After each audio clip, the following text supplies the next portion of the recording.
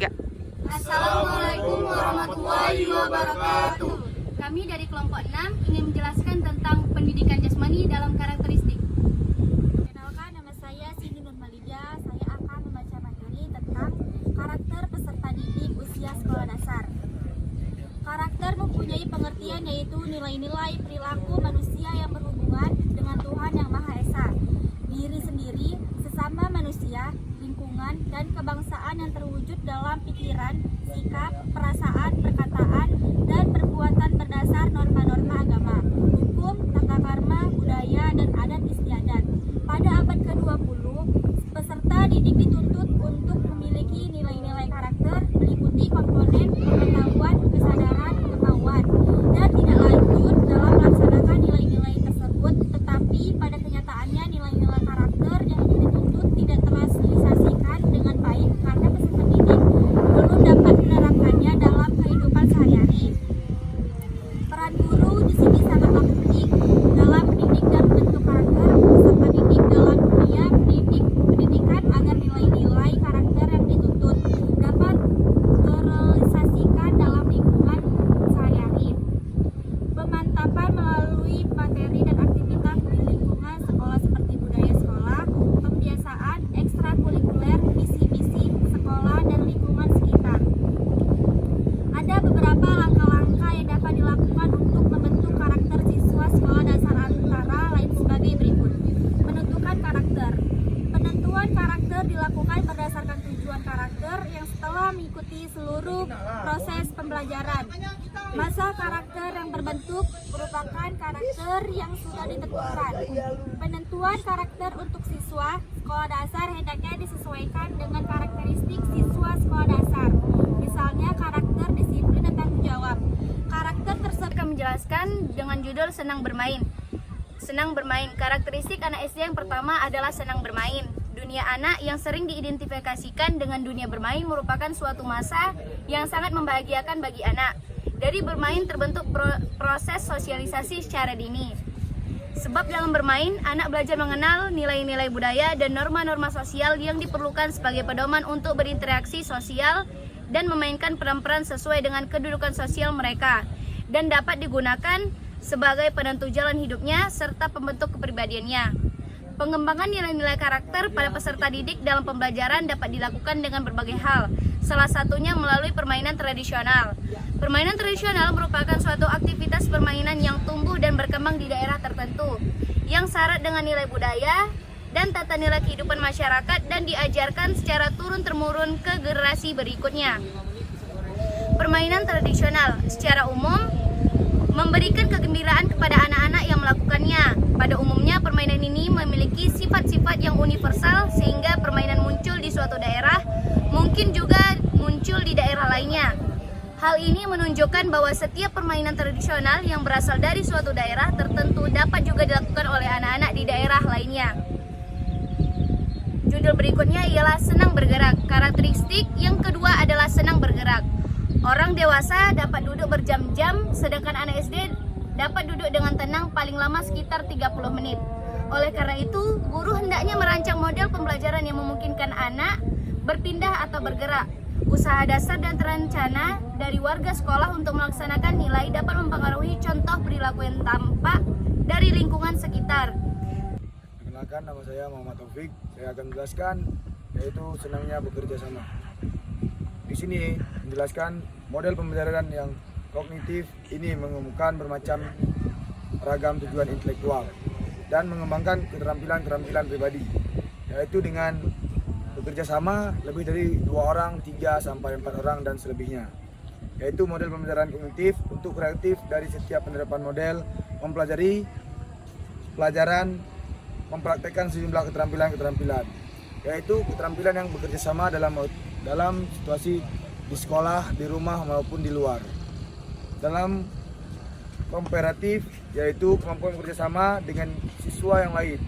Belajar pendidikan model pembelajaran kognitif dilaksanakan dalam kesimpulan kecil supaya anak didik dapat bekerja sama untuk mempelajari lindungan pelajaran dengan berbagai kemahiran sosial, dan juga banyak mereka yang melakukan hal-hal lain bekerja sama dapat menyatukan yang namanya sesama bantu dan menolong. Sekian dari saya. Terima kasih. Kenalkan, nama saya Muhammad Rio Saputra. Saya akan melanjutkan materi yang berjudul melakukan sesuatu secara langsung. Karakteristik siswa adalah khusus yang dimiliki setiap siswa sebagai individu atau sebagai kelompok yang diperhitungkan dalam proses penyelenggaraan pembelajaran. Analisis karakteristik awal peserta didik ialah salah satu cara yang dilakukan dalam memahami persyaratan, kebutuhan, bakat, dan minat peserta didik. Tahap ini dianggap perlu dengan mempertimbangkan siswa, ekonomi, budaya, perkembangan sosial, ilmu pengetahuan, juga teknologi, serta minat program pendidikan khusus yang diikuti oleh peserta didik. Efektivitas pembelajaran ini dapat terlihat dalam kegiatan peserta didik. Selama kegiatan belajar mengajar berlangsung, bagaimana pemahaman peserta didik terhadap materi dan bagaimana respon peserta didik mengenai pembelajaran. Kenalkan, nama saya Rayap Nasution. Saya akan melanjutkan materi tentang aktivitas pendidikan jasmani bagi anak murid. Dalam pembelajaran pendidikan jasmani di sekolah agar dapat berhasil secara optimal, segala ditentukan oleh beberapa unsur antara lain guru, siswa, sarana dan prasarana. Pendidikan jasmani, media tujuan, metode, lingkungan, dan evaluasi. Beberapa unsur tersebut yang paling menentukan keberhasilan pembelajaran adalah unsur guru. Meskipun guru yang lain terpenuhi, jika guru sendiri tidak komitmen tugasnya, maka berhasil pembelajaran tidak dapat optimis. Aktivitas pendidikan jasmani bagi murid dapat berupa permainan olahraga, senam, ritme, aktivitas air, pendidikan luar kelas, dan kesehatan. Aktivitas pendidikan jasmani setiap gerakan juga yang mengeluarkan energi. PJOK memiliki beberapa manfaat bagi murid, diantaranya meningkatkan kesehatan jasmani, membantu murid mencapai potensi fisiknya, membantu murid mengembangkan keterampilan motorik, membantu murid mengembangkan kemampuan fisik, membantu murid mengembangkan pengetahuan dan penelararan, membantu murid mengembangkan penghayatan nilai-nilai, membantu murid membiasakan pola hidup sehat, mengembangkan murid mengembangkan mental dan fisik tangguh, mengembangkan murid setiap siaga menghadapi berbagai situasi. Cukup sekian dari saya, akan dilanjutkan oleh Pak Ujan. Pelajaran 5. Membantu siswa tidak merasa bosan. Jika guru memperhatikan karakteristik siswa, siswa tidak merasa bosan. 6. Membantu siswa tidak membenci karakter pembelajaran. Jika guru memperhatikan karakteristik siswa, siswa dapat membenci materi pelajaran. Materi selanjutnya, karakteristik anak SD.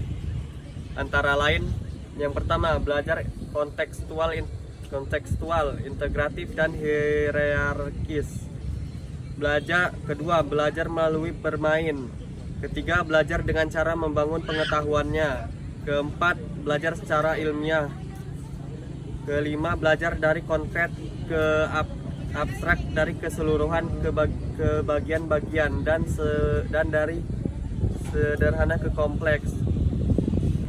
5. Belajar dalam kompleks sebanyak kebutuhan anak SD. Pencapaian rasa kasih sayang dan penghargaan atas segala tindakan atau aktualisasi diri, seperti menunjukkan ability atau bakat talent yang dimiliki rasa sukses.